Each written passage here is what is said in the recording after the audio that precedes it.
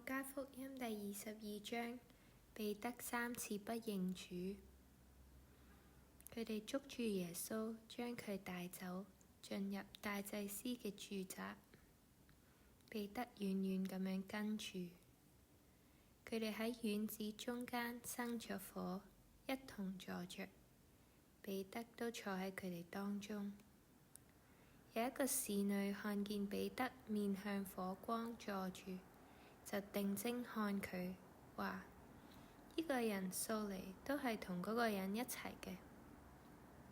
彼得卻唔承認，話：你呢個女人，我唔認得佢。過咗一陣間，又有一個人睇見佢，話：你都係佢哋一夥兒嘅。彼得話：你呢個人，我唔係。